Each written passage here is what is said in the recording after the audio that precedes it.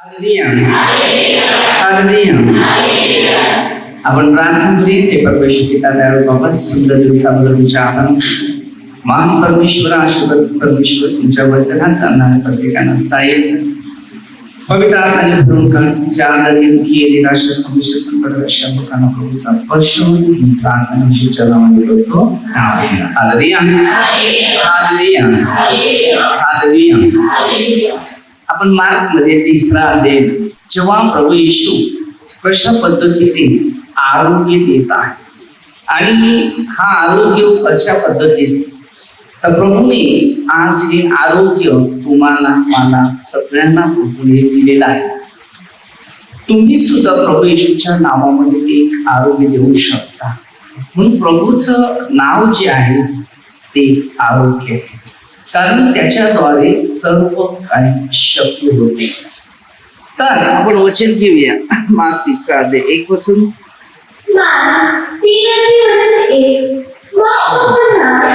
एका सभास्थानात गेला.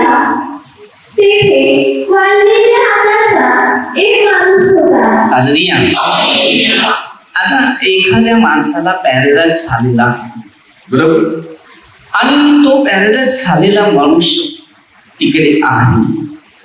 आता जर आपण इकडे बघतो की इथे पण आलेल्या लोकांना बऱ्याच प्रभूने बरं केलेलं आहे. घरातून पण बरे झाले, नुसते आठवण केली तरी बरं केले की माझ्यासाठी प्रार्थना करा, माझं नाव घेऊन लोकांनी केलेली, ठीक आहे, बरे झालेले आहे. तर असं आहे, ते माझं नाव होतं, ते परमेश्वराचं नाव होतं. प्रभू जेव्हा योहान 15:16 मध्ये दिलेलं वचन आहे, तुम्हाला जेव्हा निवडलं ना, ते येशूच्या नावाने निवडलेलं जाते. मग मध्ये कोणतीही व्यक्ती हो, पण त्याच्या नावाने चमत्कार होण्याची शक्यता होतेच. तुमचा विश्वास आणि जो प्रार्थना करते त्याचाही विश्वास, हे दोन्ही विश्वास एक होता. आता बघा, तुम्ही टाळ्या मारा, अशी टाळी चालेल का? हसली मच्छर मारायला पण असं, माशी मारायला पण हालेलुया.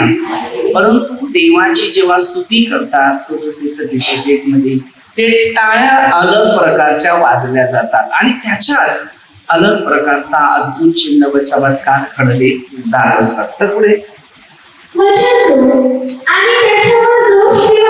त्याच्यावर दोष ठेवावा.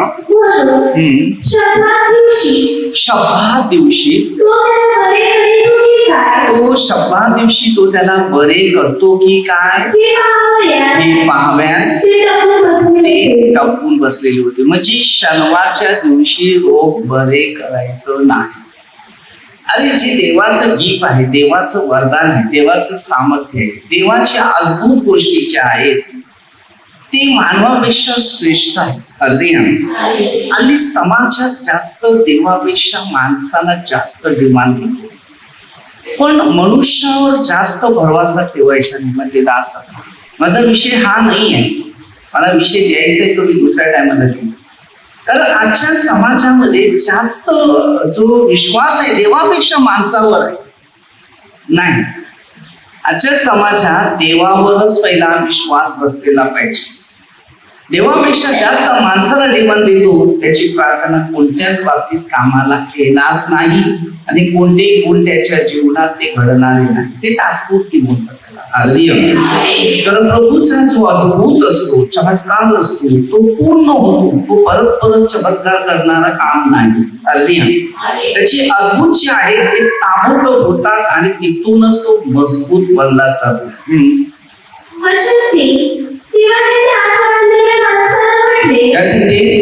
त्यांनी हात वळलेल्या माणसाला म्हटले, काय सांगितलं?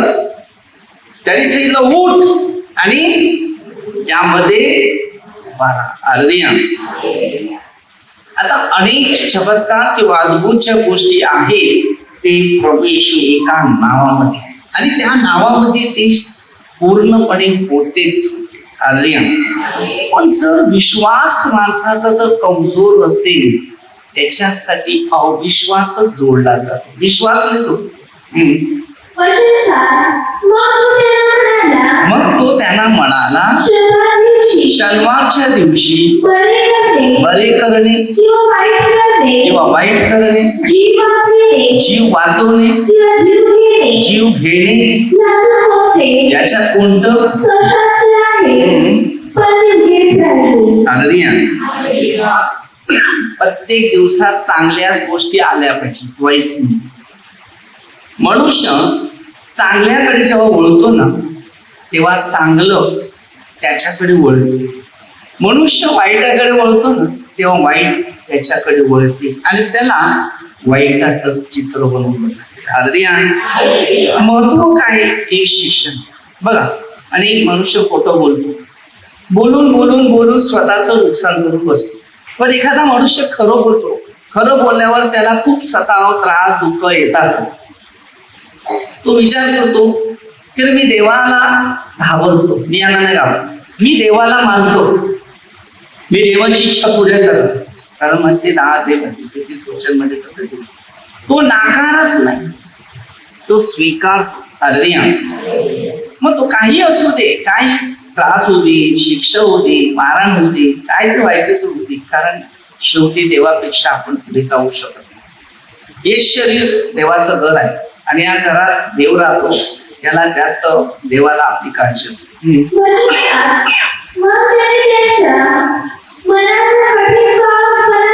कसे ते त्यांच्या मनाच्या कठीणपणामुळे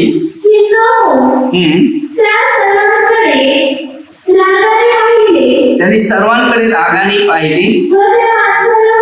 त्या माणसाला म्हटले हात लांब कर. त्याने हात लांब केला. एकदा त्या आमच्या गावात एक मुलगी पायातून पांगळी पडली. तिच्या पायाच्या वाटी एवढी मोठी जखम पडली. तिला 12 वर्षाची मुलगी कमरेवर घेऊन आई फिरत. तर मी घरी असंच प्रार्थना करत होतो, तू तिला उद्या सकाळी घेऊन मी तिच्यासाठी प्रार्थना करतो. घाबरू नकोस, कारण शैतान काय ना काय करू शकतो, काहीतरी अडथळे आणू शकतो. तर प्रभूचा अभिषेक असतो, तो अलग असतो. एक वस्तू तुम्ही आशीर्वाद केलं असं ते आशीर्वाद ते क्रॉस. हालेलुया. आणि एक विश्वास असतो माणसाचा कुठल्याही गोष्टी. तर मी काय केलं, दुसऱ्या दिवशी आली ना तिला त्या मुलीला तिकडे बसवून, घाबरू नको, मी प्रभूच्या नावाने प्रार्थना करते, फक्त हे पाय आहे ना जखम झाली त्याच्यावर तेल टाक. आणि ती 15 दिवसांनी उठून चालली.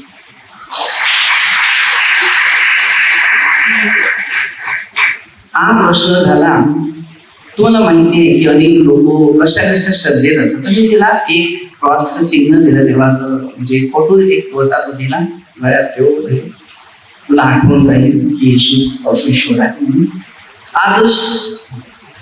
आणि 15 दिवसानंतर अचानक मी आमच्या गावात गेलो व्हिजिटिंग, आणि तिथून येताना ती मुलगी त्या एका घरामध्ये झोपडं होतं त्याच्यात बसलेली. आणि माझ्या लक्षात जेव्हा 14:26 पवित्र आत्मा सर्व गोष्टीची आठवण दिली. ताबडतोब मला एक आठवण दिली की अरे ही मुलगी उठून चालायला पाहिजे होती 15 दिवस. हालेलुया. मी तिच्याकडे बघितलं आणि नाझरेतकर येशूच्या नावाने उठ आणि चालायला लाग, आणि मी सरळ निघालो. ही मुलगी उठून चालायला गेली, माझ्या घराच्या दारासमोरून गेली. हालेलुया. मी तिला विचारलं, ही मुलगी कधी बरी झाली, कधी चालायला लागली? तुम्ही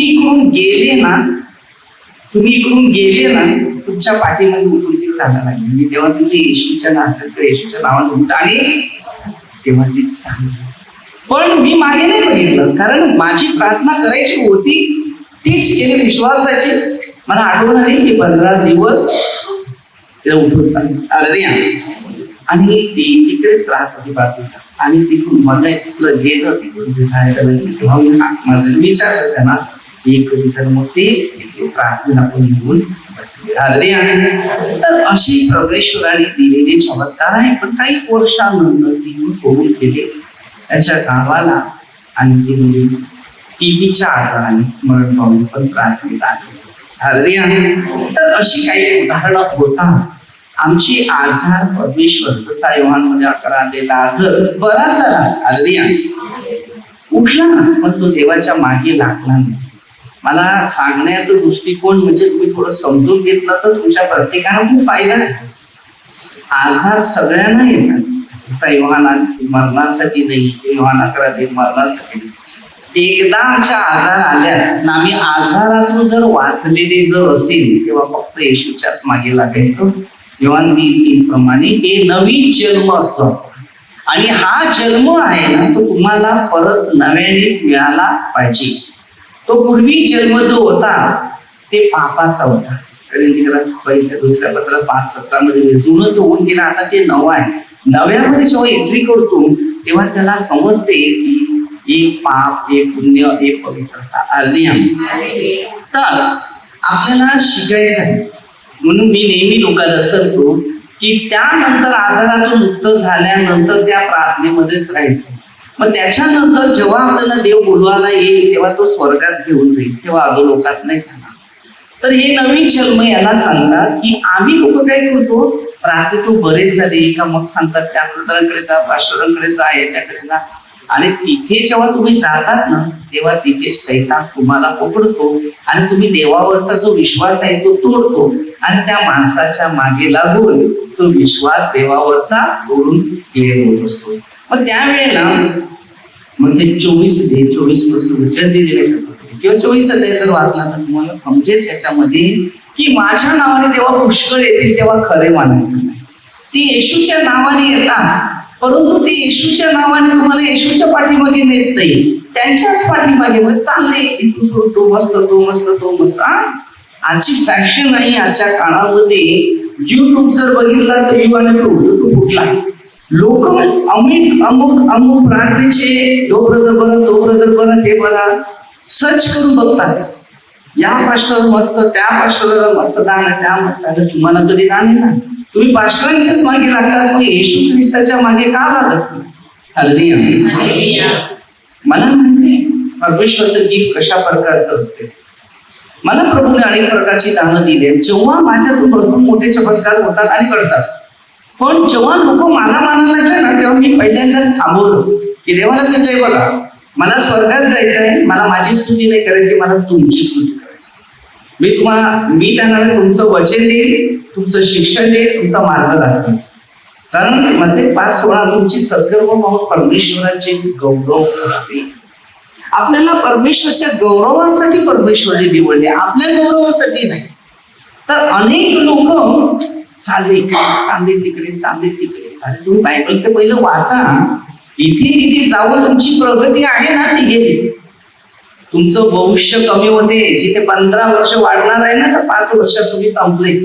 जे एशिया 38 आणि 39 अध्याय जर वाचलं तर एशियाने भिंतीजवळ प्रार्थना केली. मग जेव्हा त्यांनी भिंतीजवळ प्रार्थना केली प्रभूने त्याला 15 वर्षाचं भविष्य दिलं. पण त्याने विचार केला, अरे माझ्याकडे बघ काय काय आहे ते जरा बघ, मस्त घर आहे, पैसे वस्तू, तो सगळे प्रॉपर्टी दाखवायला लागला. पण त्याचं जीवन आहे ते नाही दाखवलं. आजच्या काळामध्ये आपण पण तसेच आहे. आमचे बंगले झाले, आमचे धंदा झाला, आमच्या गाड्या आल्या, आमची वस्तू आली, आम्ही हे फक्त बघतो. पण आमचं जीवन प्रभूने आम्हाला कशा पद्धतीने चेंज केलं, कसं बदललं, आणि प्रभूच्या द्वारे आमच्या जीवनात एक कशा गोष्टी घटना घडलेल्या तेवढ्या चांगल्या ते आम्ही विसरून जातो. पण माझ्याजवळ हे आहे, माझ्याजवळ ते आहे, ते सोडून द्या. आपण शून्य आहे. रोज नवीन जन्म आहे आपला, रोज सकाळ बघते तो नवीन जन्म आहे. म्हणून बरं होणं महत्व नाही, तर आत्म्याची जी तयारी आहे सार्वत्रिक जीवनासाठी ही तयारी करणं जास्त गरजेचं आहे. पुरुषी बाहेर जाऊन त्याचा येशूचा घात कसा करावा याविषयी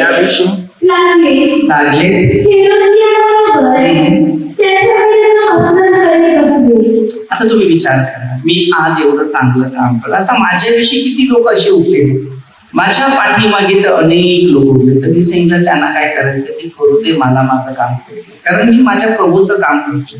मग ते 16:24 मध्ये दिले प्रभूने सांगितले, माझ्या मागे यायचं असेल तर तू स्वतःचा वधस्तंभ उचल, तिकडे बघू नको. हालेलुया. नको बोलणार, लोक धमक्या देणार, लोक काय पण करणार. आज माझ्या इतक्या वर्षापासून किती धमक्या आल्या, किती मारायला आल्या, किती मारण्याचा प्रयत्न केला, परंतु येशूने सांगितलं तुझ्या डोक्याला मी धक्का लागू दिला. बरोबर ज्याने कळलं मारलं ते पण केले, मारायला आलं ते पण केले, कारण मी काही चूक केली नाही, मी काही गुन्हा केला. हालेलुया. आपल्या प्रत्येकाच्या जीवनामध्ये चुकून कळत न कळत पाप आहे. तर पाप आता बघा, समजा मी तुमच्याशी भांडणं ना तुम्ही माझ्याशी भांडणं, हा आपल्या दोघांचा व्यवहार आहे. तुझा व्यवहार, तुला बोलायचा हक्क नाही. ज्याच्याशी मी भांडण केले, ते ज्याच्या विरुद्ध बोलले त्यालाच तो हक्क आहे. आज आपण उलटा हक्क दुसऱ्यांच्या विचारावर असणार. हालेलुया. चुका मी केली, चुका त्याने केलेली, त्या आम्हाला सुधारायचे. आम्ही एकमेकांना क्षमा मागून देवाच्या वचनावर यायचं, लोकांच्या सांगण्यावर.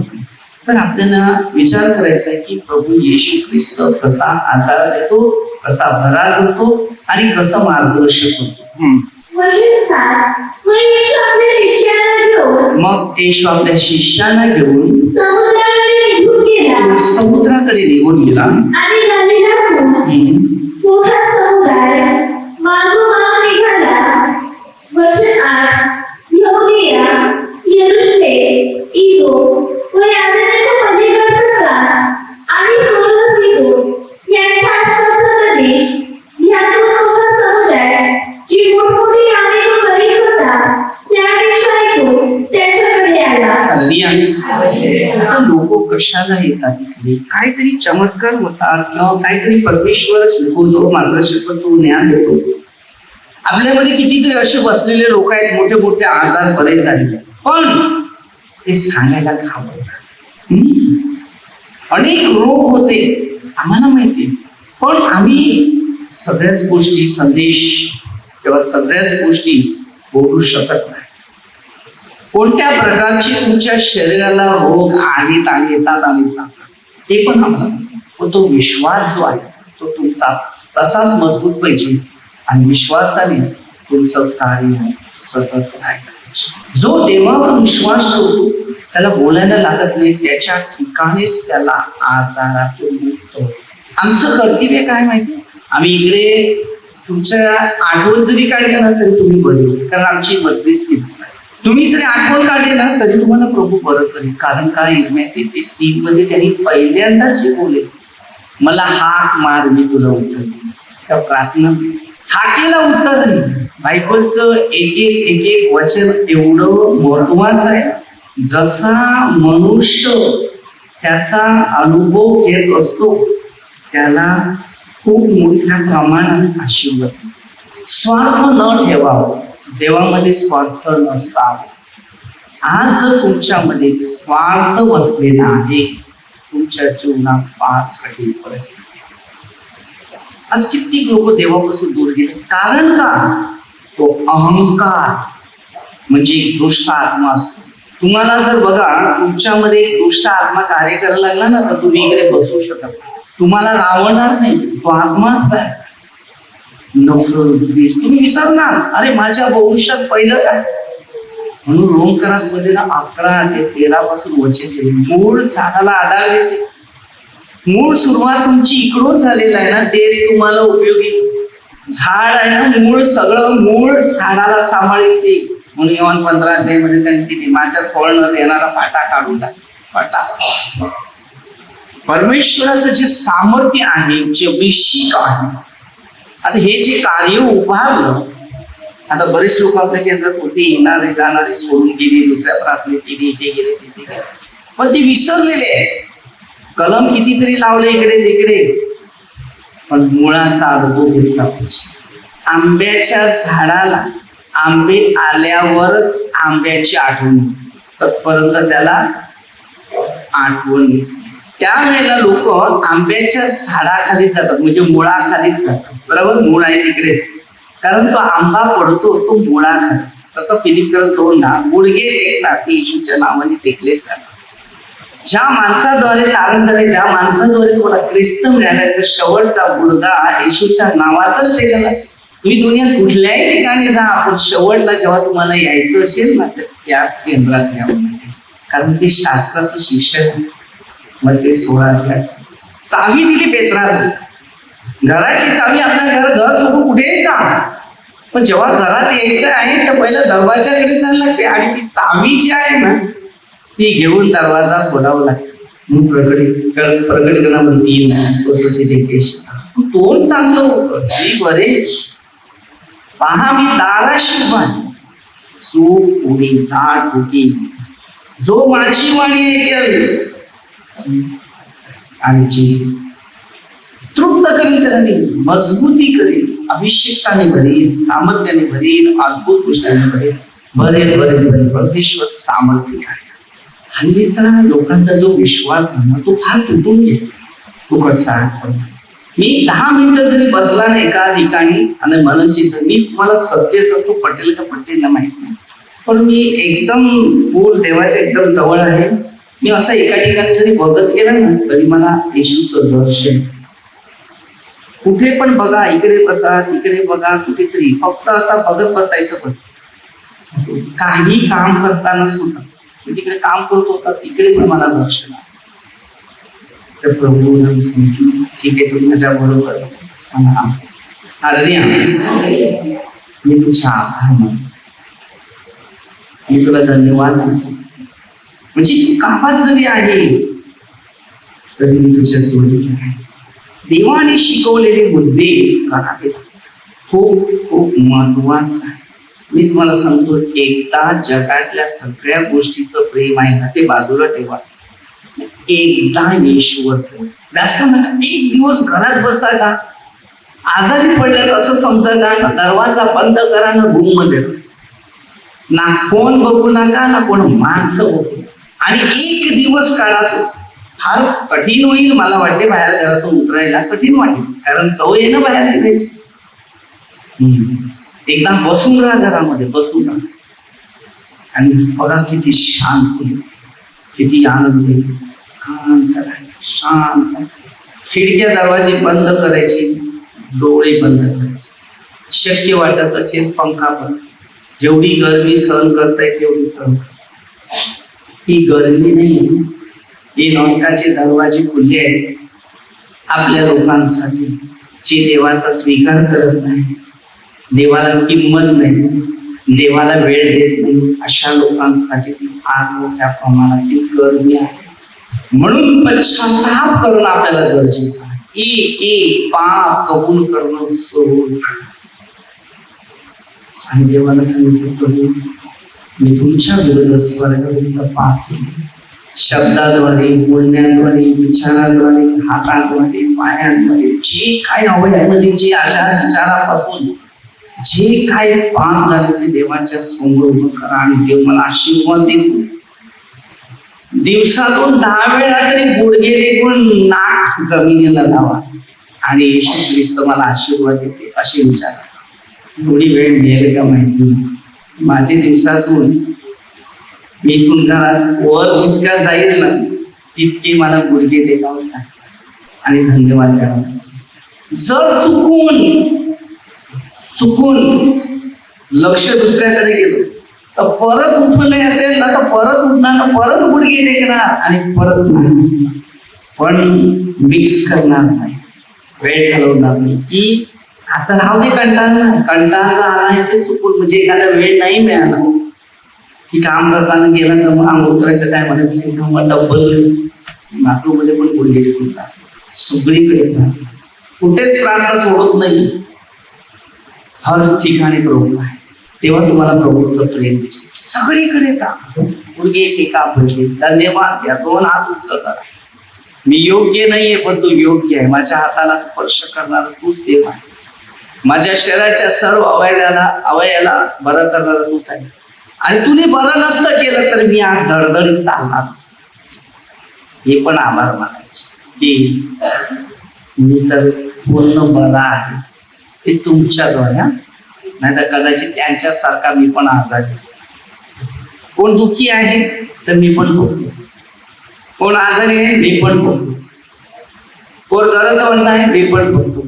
आणि मी काय सांगतो माहिती, या जागेवर मी असतात हा विचार करून आपल्या कार्याला मी सुरुवात. रस्त्यावर कोणतरी माणूस चाललाय, तो आजारी आहे, नंगला आहे, तर मी बोलत जाईल तेव्हा तू याला स्पर्श कर. पुढे भांडण आहे, पुढे हे पाटकन ताबडतोब सांगणार प्रभू त्याला तू स्पर्श, कारण त्याला तुझी ओळख नाही पण मला ओळख आहे.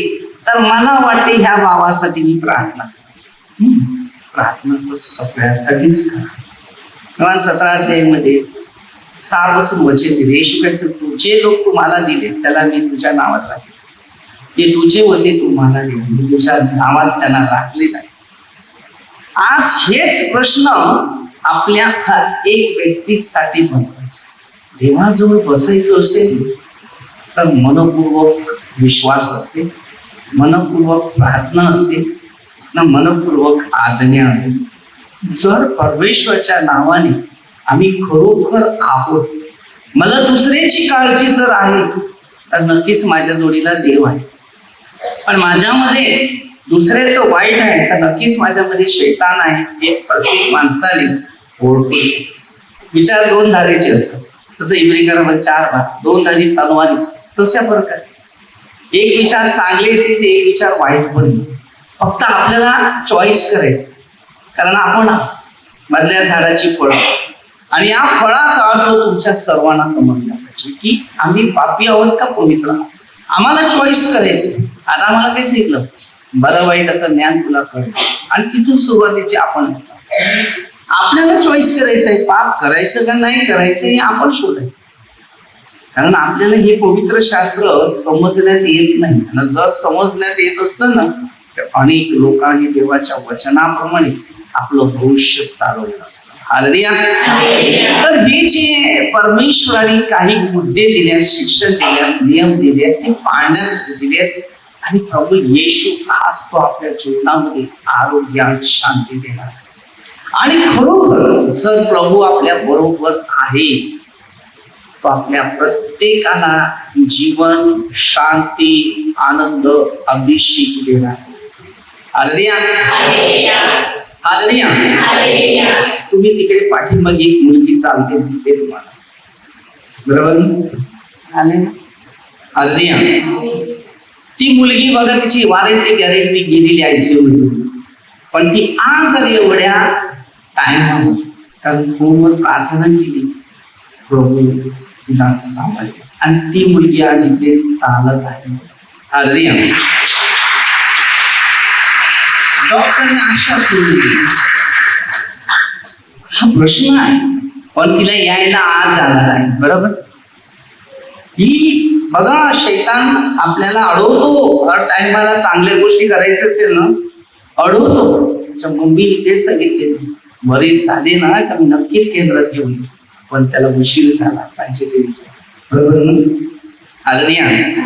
कारण तिच्या वडिलांचा जो विश्वास आहे ना, ते कधी मुलगी बघू शकत होती. हालेलुया. वडिलांचा त्याचा विश्वास तो बाहेर आहे. हालेलुया. हे महत्व आहे. विश्वासाने आपल्याला प्रत्येक व्यक्तीला प्रभू बरं करत असते. हालेलुया.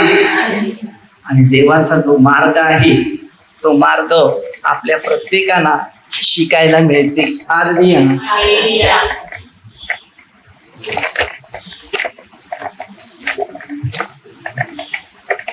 मुलगी स्वतःच आहे.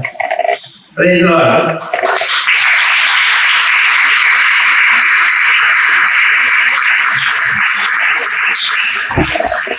हालेलुया. हालेलुया. हालेलुया. हालेलुया.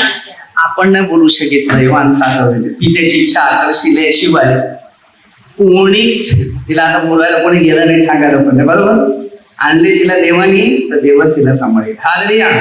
तर बघा, अशा काही घटना आहेत. तो परमेश्वर आहे, तो जीवित प्रभू येशू ख्रिस्त आहे, आणि तो सर्वांना प्रभू आरोग्य देत. एक जीवित साक्ष आहे. अशक्याला शक्य आहे. ती कोमामध्ये ICU मध्ये, तिला आज प्रभू येशू. हालेलुया. कारण तिने मला कधी बघितलं नाही. हालेलुया. तर परमेश्वर एक जीवित आहे. लक्ष ठेवा, प्रार्थना हा चमत्कार, हा अद्भुत गोष्टी ते येशूच्या इच्छेने होता, तुमच्या आणि माझ्यामध्ये नाही. एक ताकद आहे, एक येशू ख्रिस्त. फक्त आपला विश्वास ना आपलं जे देवावरचं जो भरवास आहे आणि विश्वास ते एकत्र जोडतो, विश्वास आणि क्रिया एकत्र जोडतो, तेव्हा आपल्या जीवनात चमत्कार होत असतात. हालेलुया. परमेश्वर आपल्या सर्वांना याच परिस्थितीमध्ये आरोग्य, सामर्थ्य, अभिषेक देत असतो. हालेलुया. हालेलुया. तर आता आपण छोटीशी एक प्रार्थना करूया. परमेश्वर पिता दयाळू बापा, सुंदर दिवसाबद्दल तुझ्या आभार मानतो. तो महान परमेश्वर, आशीर्वादित परमेश्वर, तुझ्या वचनात चालणाऱ्या प्रत्येकांना आशीर्वाद कर. हे प्रभू येशू जिवंत देवा, त्या बाळाच्या जीवनामध्ये तू अद्भुत चमत्कार कार्यासाठी तुझी निवड कर. प्रभू येशू, तू तिला आरोग्य दिलेले, तुझ्या सामर्थ्याने दिलेले, आणि हे बाळ प्रभू तूच दिलेलं होतं. त्यांना बाळाची देणगी होती आणि तुझ्या सामर्थ्याने तेच बाळ झालेलं आहे. ते प्रभू येशू सर्व लोक, आमदार लोक, सरपंच, सर्व पोलीस लोकांचा आशीर्वाद देवा. ही प्रार्थना आमच्या प्रभू येशूच्या नावात करतो. हालेलुया.